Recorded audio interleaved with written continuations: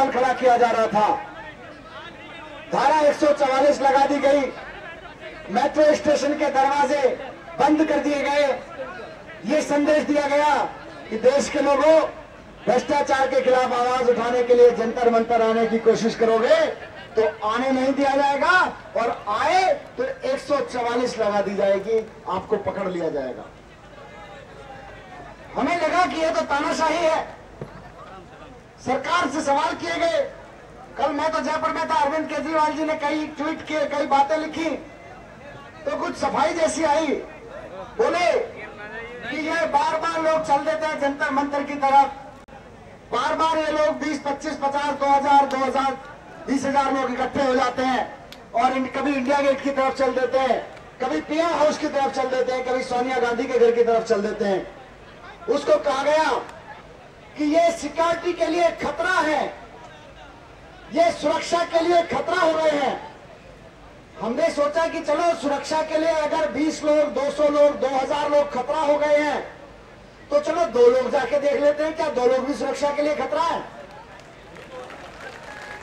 जब इन्होंने कहा कि 20 लोग, धारा 144 4 से ज्यादा नहीं जाने देगी, तो उन्होंने कहा 20 लोग जाएंगे तो खतरा हो जाएगा सुरक्षा को, लॉ एंड ऑर्डर की प्रॉब्लम हो जाएगी। 200 लोग जाएंगे, 2000 लोग जाएंगे तो लॉ एंड ऑर्डर की प्रॉब्लम हो जाएगी। हमने कहा सुबह सुबह 2 जाके देख लेते हैं, उससे भी लॉ एंड ऑर्डर की प्रॉब्लम होती है क्या? तो हम और कुमार भाई, अरविंद भाई और साथी गोपाल जी और कुछ और साथी, संजय भाई, हम सब लोग 2-2 की टीम बना के निकल गए सोनिया गांधी जी के घर के लिए, प्रधानमंत्री जी के घर के लिए, नितिन गडकरी जी के घर के लिए। सुबह 6:15 के आसपास हम और कुमार भाई सोनिया गांधी जी के घर के पार दूर वहां रोक दिया गया। हमारे हाथ में सिर्फ तिरंगा था और 2 लोग थे। धारा 144 तक का उल्लंघन नहीं हो रहा था, लेकिन फिर भी हमें कहा गया कि आप आगे नहीं जा सकते, 10 जनपद की तरफ नहीं जा सकते। हमने कहा भाई क्यों नहीं जा सकते?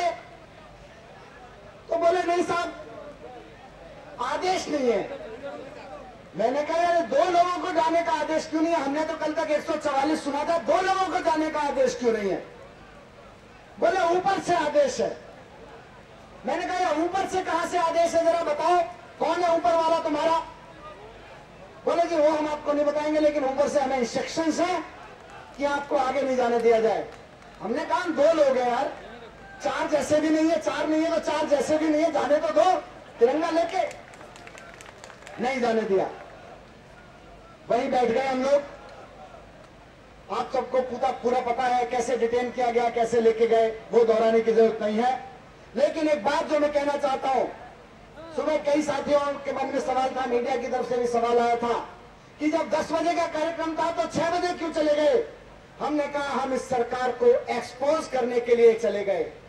ये सरकार जो झूठ बोल रही थी देश के सामने कि अगर जंतर मंतर से प्रधानमंत्री के दफ्तर क्यों 2000 लोग चले गए, 10,000 लोग चले गए तो लॉ एंड ऑर्डर की प्रॉब्लम हो जाएगी। जब 2 लोग चले तो कोई प्रॉब्लम नहीं थी, फिर भी अरेस्ट कर लिया।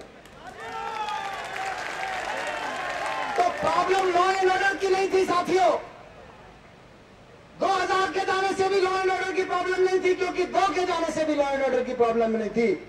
प्रॉब्लम तो ये थी कि करप्शन के खिलाफ आवाज कहीं बुलंद ना हो जाए। करप्शन के खिलाफ उठी हुई आवाज को दबाना था। लॉ एंड ऑर्डर तो सिर्फ एक बहाना था, वो चाहे 2000 लोगों की होती या 2 लोगों की होती, सरकार करप्शन के खिलाफ उठी आवाज को दबाना चाहती है। सुबह 6:15 बजे सरकार ने ये बता दिया। हम 5 लोग होते तो हम मानते कि हमने धारा 144 तोड़ी है, लेकिन 2 लोगों ने कौन सी धारा तोड़ी थी? 2 लोगों ने सिर्फ एक धारा तोड़ी थी, और वो थी वो जो धारा करप्शन की धारा है। और जब मैंने पूछा पुलिस वालों से ये ऊपर के लोग कौन है, तो उन्होंने बताया नहीं, लेकिन मैंने कहा कि मैं जानता हूं कौन है। ऊपर के लोग हैं इस देश के कोयला के दलाल, हमारे देश के नेता। ऊपर के लोग हैं इस देश का कोल माफिया, जिनके लिए हमारे देश के नेता काम करते हैं। ये लोग हैं, ये ऊपर के लोग। पता है हमको, आप नहीं बताते तो हमको पता नहीं है क्या? ये जो धारा 144 लगाई गई है, ये हमको पता नहीं है किसने लगवाई है। ये पुलिस ने अपनी मर्जी से नहीं लगाई है, ये जो कल रेलवे स्टेशन बंद किए गए, मेट्रो स्टेशन बंद किए गए, अपनी मर्जी से थोड़ी बंद किए गए। ये तो कोयला के दलालों की दलाली उजागर ना हो जाए, उनके चेहरे पर लगे काली उजागर ना हो जाए, इसलिए पुलिस को आगे करके कराया गया। पिछले बार भी जंतर मंतर से जब हम उठे थे तो बहुत कई सारी चीजें हुई थी, कही गई थी, उन सबको दोहराने की जरूरत नहीं है। कुछ और बातें प्रशांत भाई को कुछ अहम बातें कहनी है, अरविंद भाई को कुछ अहम बातें कहनी है। मैं संक्षेप में सिर्फ इतनी बात कह के अपनी बात खत्म करूंगा कि देश एक दोराहे पे आके खड़ा हो गया है। देश एक ऐसे दोराहे पे आके खड़ा हो गया है जिसका एक रास्ता लूट और तबाही की तरफ जाता है। हिंदुस्तान से इतिहास में सबसे ज्यादा भ्रष्टाचार और महंगाई झेल रहा है, उसको और बढ़ने की तरफ जाता है। और दूसरी तरफ दूसरा रास्ता है जो हमारे सपनों की जिंदगी, हमारे सपनों के हिंदुस्तान को बनाने की तरफ जाता है। पिछले बार जब हम संसद से उठे थे तो उस रास्ते पर चलने के संकल्प के साथ हम सब लोग उठे थे।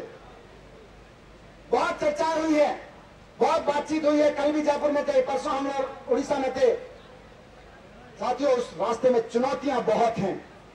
दूसरा रास्ता हमने और आपने चुना है, उसमें चुनौतियां बहुत हैं, लेकिन याद रखिएगा कि जितनी बड़ी चुनौती को आप टक्कर देंगे उतने ही बड़े हिंदुस्तान के निर्माण के अवसर पैदा होंगे।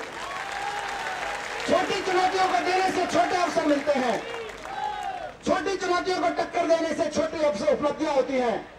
इसीलिए ठाना है कि अब बड़ी चुनौतियों को टक्कर दी जाएगी और बड़े अवसर हिंदुस्तान के लिए खोले जाएंगे। इसकी तरफ बढ़ना है।